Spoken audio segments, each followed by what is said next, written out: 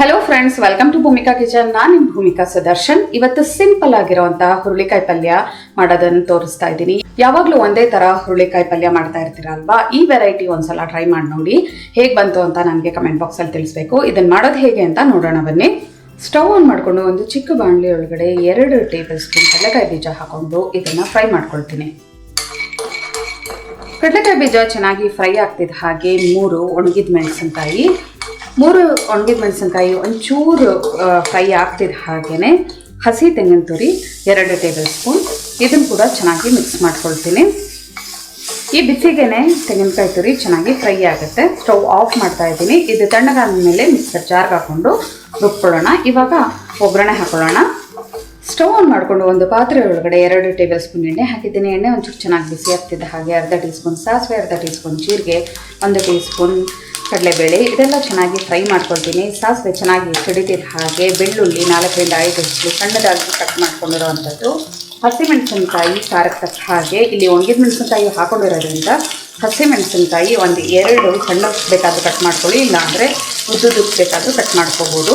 ಬೆಳ್ಳುಳ್ಳಿದು ಹಸಿ ಘಮ ಹೋಗ್ತಿದ್ದ ಹಾಗೆ ಸಣ್ಣಗೆ ಹೆಚ್ಚಿರೋವಂಥ ಈರುಳ್ಳಿ 1, ಈ ಈರುಳ್ಳಿ ಒಂದು ಸ್ವಲ್ಪ ಸಾಫ್ಟ್ ಆಗೋವರೆಗೂ ಫ್ರೈ ಮಾಡ್ಕೊಳ್ತೀನಿ. ಈರುಳ್ಳಿ ಒಂದು ಸ್ವಲ್ಪ ಫ್ರೈ ಆಗ್ತಿದ್ದ ಹಾಗೆ ಅರಶಿನ 1/4 ಟೀ ಸ್ಪೂನ್, ಒಂದ್ಸಲ ಎಲ್ಲ ಚೆನ್ನಾಗಿ ಮಿಕ್ಸ್ ಮಾಡ್ಕೊಳ್ತೀನಿ. ಎಲ್ಲ ಚೆನ್ನಾಗಿ ಮಿಕ್ಸ್ ಮಾಡ್ಕೊಳ್ತಿದ್ದ ಹಾಗೆ ಹುರುಳಿಕಾಯಿ 1/4 kg ಚೆನ್ನಾಗಿ ನಾರೆಲ್ಲ ತೆಗೆದು ಸಣ್ಣದಾಗಿ ಕಟ್ ಮಾಡ್ಕೊಂಡಿದ್ದೀನಿ. ಚೆನ್ನಾಗಿ ತೊಳೆದು ಹುರುಳಿಕಾಯಿನ ಈ ಥರ ಎಲ್ಲ ಚೆನ್ನಾಗಿ ಮಿಕ್ಸ್ ಮಾಡ್ಕೊಳ್ತೀನಿ. ಒಂದು 2 ನಿಮಿಷ ಮೀಡಿಯಮ್ ಟು ಹೈ ಫ್ಲೇಮಲ್ಲಿ ಫ್ರೈ ಮಾಡ್ಕೊಳ್ತೀನಿ. ಹುರುಳಿಕಾಯ್ದು ಹಸಿ ಘಮ ಎಲ್ಲ ಹೋಗ್ತಿದ್ದ ಹಾಗೆ ರುಚಿಗೆ ತಕ್ಕಷ್ಟು ಉಪ್ಪು ಹಾಕೊಳ್ತಾ ಇದ್ದೀನಿ.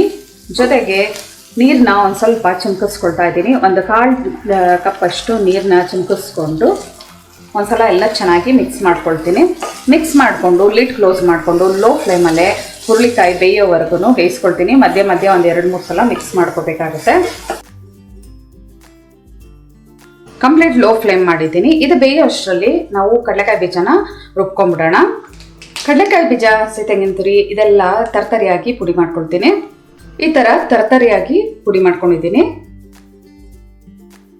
ಮಧ್ಯೆ ಮಧ್ಯೆ ಒಂದು 2 ಸಲ ಇದನ್ನು ಚೆನ್ನಾಗಿ ಮಿಕ್ಸ್ ಮಾಡ್ಕೊಂಡಿದ್ದೆ. ಬಾಯಿಗೆ ಹಾಕಿ ನೋಡಿದ್ರೆ ಚೆನ್ನಾಗಿ ಸಾಫ್ಟಾಗಿ ಬೆಂದಿದೆ ಹುರುಳಿಕಾಯಿ. ರುಬ್ಬಿಟ್ಕೊಂಡಿರೋ ಅಂಥ ಈ ಒಂದು ಪುಡಿನ ಇದರೊಳಗಡೆ ಹಾಕಿ ಒಂದ್ಸಲ ಎಲ್ಲ ಚೆನ್ನಾಗಿ ಮಿಕ್ಸ್ ಮಾಡ್ಕೊಳ್ಳೋಣ. ಉಪ್ಪು ಟೇಸ್ಟ್ ನೋಡಿ ಬೇಕಿದ್ರೆ ಈ ಟೈಮಲ್ಲಿ ಹಾಕ್ಕೊಂಡು ಮಿಕ್ಸ್ ಮಾಡ್ಕೋಬೋದು. ಲೋ ಫ್ಲೇಮಲ್ಲೇ ಒಂದು 2 ನಿಮಿಷ ಮಿಕ್ಸ್ ಮಾಡ್ತಾ ಇದನ್ನು ಫ್ರೈ ಮಾಡ್ಕೊಳ್ತೀನಿ. ಲೋ ಫ್ಲೇಮಲ್ಲೇ ಇದನ್ನು ಚೆನ್ನಾಗಿ ಮಿಕ್ಸ್ ಮಾಡ್ಕೊಂಡಿದ್ದೆ. ನಾನು ಹಾಕಿರೋವಂಥ ಪುಡಿ ಕ್ಲೀನಾಗಿ ಎಲ್ಲದಕ್ಕೂ ಕೋಟ್ ಆಗಿದೆ, ಹುರುಳಿಕಾಯಿಗೆ ಎಲ್ಲದಕ್ಕೂ. ನೋಡಿದ್ರಲ್ಲ ಎಷ್ಟು ಬೇಗ ಫಟಾಫಟ್ ಅಂತ ಹುರುಳಿಕಾಯಿ ಪಲ್ಯ ರೆಡಿ ಆಗೋಯ್ತು. ಇದನ್ನು ಊಟದ ಜೊತೆನಾದರೂ ನೀವು ಸರ್ವ್ ಮಾಡ್ಬೋದು, ಇಲ್ಲ ಅಂತ ಅಂದರೆ ಚಪಾತಿಗಾದರೂ ಸರ್ವ್ ಮಾಡ್ಬೋದು. ತುಂಬಾ ರುಚಿಯಾಗಿರುತ್ತೆ. ಯಾವಾಗಲೂ ಒಂದೇ ಥರ ಮಾಡೋದಕ್ಕೆ ಬದಲು ಈ ಥರ ಒಂದ್ಸಲ ಟ್ರೈ ಮಾಡಿ ಹೇಗಿದೆ ಅಂತ ನನಗೆ ಹೇಳಬೇಕು. ಇವತ್ತಿನ ಈ ರೆಸಿಪಿ ನಿಮ್ಗೆ ಇಷ್ಟ ಆದರೆ ಲೈಕ್ ಮಾಡಿ, ಶೇರ್ ಮಾಡಿ. ಯಾರೆಲ್ಲ ಇನ್ನೂ ಭೂಮಿಕಾ ಕಿಚನ್ಗೆ ಸಬ್ಸ್ಕ್ರೈಬ್ ಆಗಿಲ್ಲ ದಯವಿಟ್ಟು ಸಬ್ಸ್ಕ್ರೈಬ್ ಆಗಿ. Thanks for watching.